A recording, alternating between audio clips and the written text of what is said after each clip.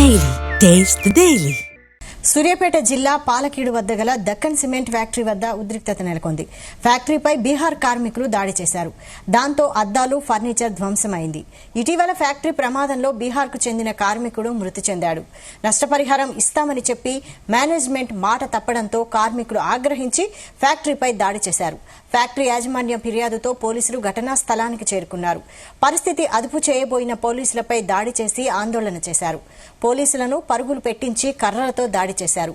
పోలీసుల వాహనాలపై రాళ్లతో దాడి చేశారు. దీంతో పోలీసులు వాహనాల అద్దాలు పగిలిపోయాయి.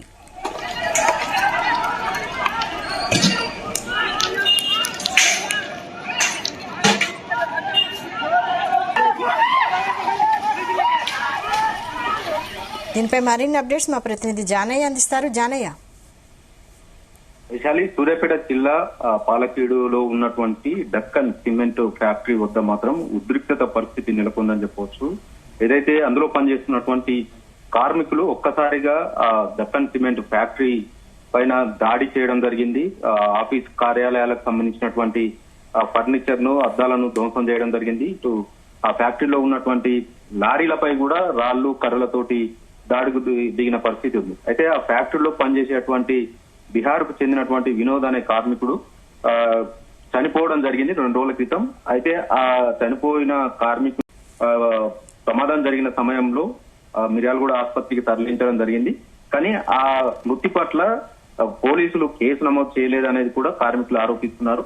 దీనిపై యాజమాన్యం మాత్రం నష్టపరిహారం ఏదైతే మృతుని కుటుంబానికి పరిహారం అందిస్తామంటూ కూడా హామీ ఇచ్చింది. ఆ హామీ అమలు చేసే విషయంలో నిర్లక్ష్యం వహించిందనే కారణంతో కార్మికులంతా కూడా ఒక్కసారిగా దాడికి దిగిన ఘటన చోటు చేసుకుంది. అయితే ఈ అందులో పనిచేసేటువంటి ఉత్తరప్రదేశ్, బీహార్ 2 రాష్ట్రాలకు సంబంధించినటువంటి కార్మికులు కాంట్రాక్ట్ పద్ధతి పైన వస్తుంటారు అక్కడ పనిచేయడానికి. అయితే ఏపీకి చెందినటువంటి బాబా అనే కాంట్రాక్ట్ ఏజెన్సీ నుంచి ఈ కార్మికులను ఈ దక్కన్ సిమెంట్ ఫ్యాక్టరీలో ఏదైతే రోజువారీ కూలీ లేబర్ గా అందులో పనికి కుదిర్చడం జరిగింది.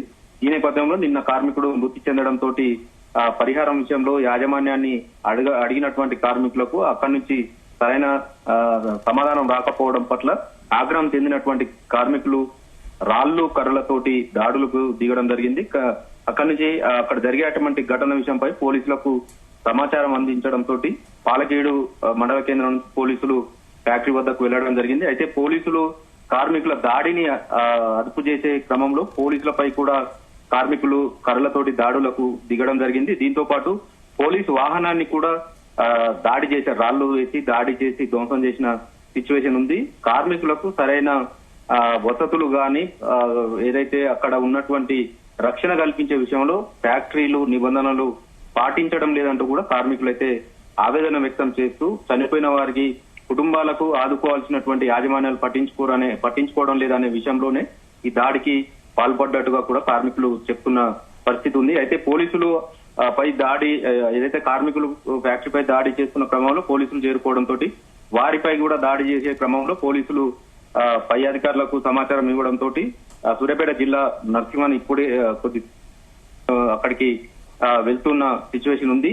మరింత పోలీసు బలగాలను కూడా అక్కడికి తీసుకొని వెళ్ళినట్టుగా కూడా తెలుస్తుంది. కొంతమంది కార్మికులను దాడికి పాల్పడ్డటువంటి కార్మికులను కూడా పోలీసులు అదుపులోకి తీసుకున్నట్టుగా కూడా తెలుస్తుంది. మరికొంతమంది అక్కడి నుంచి పరారైనట్టుగా కూడా తెలుస్తుంది. మొత్తానికి ఈ ఫ్యాక్టరీ దక్కన్ సిమెంట్ ఫ్యాక్టరీ పైన కార్మికులు దాడి చేయడం పట్ల పోలీసులపై కూడా దాడి చేయడంతో పోలీసులు కూడా ఇటు కేసు నమోదు చేయడం జరిగింది. అయితే కార్మికులు మాత్రం తమ మృతి చెందినటువంటి వినోద్ అనే కుటుంబాన్ని ఆదుకోవాలనేది మాత్రం ప్రధాన డిమాండ్ తోటి దాడి చేశామని చెప్తున్నారు. మరోవైపు ఇతర కారణాలు ఏమైనా ఉన్నాయా, కార్మికులు ఒక్కసారిగా అందరూ ఫ్యాక్టరీపై ఎందుకు దాడికి దిగుతారు, ఒక మృతి చెందినటువంటి కుటుంబానికి పరిహారం ఇస్తామని చెప్పి ఏదైతే ఫ్యాక్టరీ యాజమాన్యం హామీ ఇచ్చిన నేపథ్యంలో ఒక్కరోజు మాత్రమే సమయం గడిచింది కాబట్టి కార్మికులకు ఇతర ఏమైనా ఇబ్బందులు ఉన్నాయా, రక్షణ విషయంలో ఫ్యాక్టరీలో పనిచేసే విషయంలో రక్షణకు సంబంధించి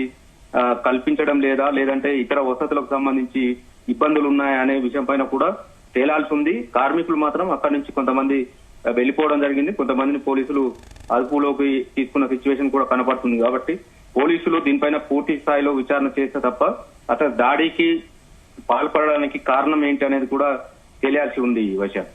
ఓకే, థ్యాంక్ యూ జనయ్య.